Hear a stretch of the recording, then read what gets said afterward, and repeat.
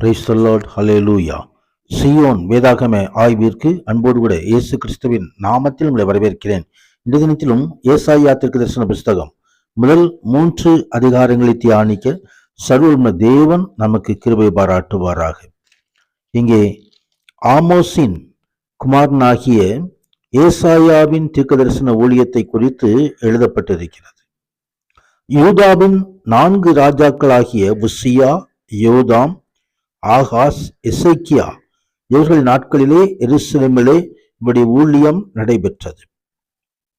உசியா ராஜா கிமு 740 எசேக்கியா கிமு 687 மரித்ததால் ஏசாயாவுடைய ஊழியம் யூத சரித்திரத்திலே சுமார் அரை நூற்றாண்டுக்கு மேல் நீடித்து அவர் அங்கே உத்தம சாட்சியாக தன்னை ஒப்பு கொடுக்கிறதான இந்த ஏசாயாவுடைய காரியங்களை குறித்து பார்க்கிறோம். ஏசாயா என்று சொன்னால் கர்த்தர் ரட்சிக்கிறார் என்று அர்த்தமாம். உசியா ராஜா மரணமடைந்த அந்த நாட்களிலே தேவனால் அனுப்பப்பட்ட ஏசாயா தனது ஊழியத்தை ஆரம்பிக்கிறார். கர்த்தருக்கு மகிமை உண்டாவதாக. யூதாவை குறித்தான தீர்க்க தரிசனத்தை முதல் அதிகாரத்திலே நாம் பார்க்கிறோம். ஒரு கலக நிறைந்த தேசம் என்று அது குறிப்பிடப்பட்டிருக்கிறது. பிளவுபட்ட ஆட்சியின் காலத்தில் தான் ஏசாயா நீண்டகால தீர்க்கதரிசன ஊழியத்தை அவர் செய்தார். இஸ்ரவேல், சமாரியா அல்லது எப்ராயிம் என அழைக்கப்பட்ட வடபகுதி பேரரசில் இஸ்ரவேலின் 10 கோத்திரங்கள் அடங்கியிருந்தன. யூதா என அழைக்கப்பட்ட தென் ராஜ்யத்தில் யூதா, பென்யமீன் எனும் கோத்திரங்கள் அடங்கியிருந்ததுடன் அதன் தலைநகர் எருசலேமாகவும் இருந்தது. இந்த 2 ராஜ்யங்களும் தேவனை விட்டு அகன்று தங்களை எதிரிகளிடமிருந்து பாதுகாக்கும்படியாக புறஜாதி தேசங்களை தேடி சென்றார்கள். அங்கே கிமு 722 அசீரியர்களால் பிடிக்கப்பட்டு அங்கே அளிக்கப்பட்ட காரியங்களையும் யூதாவும் தனது விசுவாச மறுதளிப்பினால் பாவத்தினாலும் இஸ்ரவேலைப் போலவே அழிக்கப்பட்டுவிடும் என்று ஏசாயா எச்சரிக்கிறதையும் நாம் இங்கே பார்க்க முடியும். கர்த்தருக்கு மகிமை உண்டாவதாக.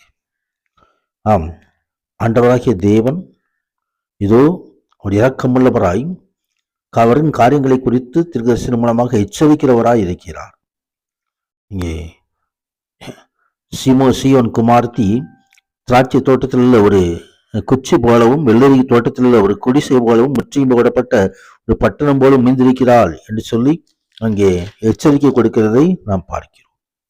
ஆண்டவராகிய தேவன் சொல்கிறான காரியங்கள்: நன்மை செய்ய படியுங்கள், நியாயத்தை தேடுங்கள், ஒடுக்கப்பட்டவர்களை ஆதரித்து திக்கற்ற பிள்ளைகளின் நியாயத்தையும் விரவியும் வாழ்க்கையும் விசாரியுங்கள் என்று சொல்லுகிற தேவன் அதே வேளையிலே வழக்காடுவோம் வாருங்கள் என்று சொல்லியும் அழைக்கிறதை பார்க்கிறோம். நீங்கள் மனம் பொருந்தி செவி கொடுத்தால் தேசத்தின் நன்மையை புசிப்பீர்கள். அதுதான் முக்கியமான ஒரு செய்தியாய் இருந்தது. 2ஆம் அதிகாரத்திலே கர்த்தருடைய பர்வதத்தை குறித்து, கர்த்தருடைய நாளை குறித்து எழுதப்பட்டிருக்கிறதை நாம் காண முடியும். கர்த்தருக்கு மகிமை உண்டு. கடைசி நாட்களிலே நடக்கிறதான காட்சி இயேசு கிறிஸ்துவின் முதல் வருகைக்கும் 2ஆம் வருகைக்கும் இடைப்பட்ட காலத்தையே கடைசி நாட்கள் என அங்கே சொல்லப்பட்டிருக்கிறது. அங்கே கர்த்தருடைய வீடு ஸ்தாபிக்கப்படும், தேவனுடைய அரசாட்சி உலகத்திலே ஸ்தாபிக்கப்படும் என்பதை தீர்க்க தரிசனமாக ஏசாயா சொல்கிறதை குறித்து பார்க்கிறோம். அவர்தாமே நமக்கு போதிக்கிற தேவன், அவர்தாமே நம்மை நடத்துகிற தேவன். அவர் தமது ஜனங்களை கைவிடுகிற தேவன் அல்ல. மனிதனுடைய மேட்டிமை தணிந்து போகும் என்று சொல்லி கர்த்தருடைய நாள் வருகிறதை குறித்து அங்கே எச்சரிப்பாய் எழுதப்பட்டிருக்கிறதை நாம் பார்க்க முடியும். பூமியை தத்தளிக்க பண்ண கர்த்தர் எழும்பும் நாளிலே அவருடைய பயங்கரத்திற்கும் அவருடைய மகிமை பிரஸ்தாபத்திற்கும் விலகி கண்மலைகளின் வெடிப்பிலும் கொன்றுகளின் சந்துகளிலும் புகழ்ந்து கொள்ளும்படிக்கு மனுஷன் பணிந்து கொள்ள தனக்கு உண்டாக்கியிருந்த எல்லா விக்கிரகங்களையும் எரிந்து விடுவான் என்று எழுதப்பட்டிருக்கிறது. 3வது அதிகாரத்தில் எருசலேமின் மீதும் யூதாவின் மீதும் நியாய தீர்ப்பு கடந்து வருகிறதை குறித்து நாம் பார்க்க முடியும். கர்த்தர் மகிமை உண்டாவதாக. கர்த்தர் வழக்காடு எழுந்திருந்து ஜனங்களை நியாயம் தீர்க்க நிற்கிறார் என்று தீர்க்கதரிசனமாய் எச்சரிப்பு கொடுக்கிறார். கர்த்தர் மகிமை உண்டாவதாக. ஆம், அநீதி நிறைந்த மக்களின் மத்தியிலே தேவனுக்கு உண்மையாய் வாழும் மக்களை ஊக்குவிக்கும்படி ஏசாயா தன் தீர்க்கதரிசன ஊழியத்தை நிறைவேற்றுகிறார்.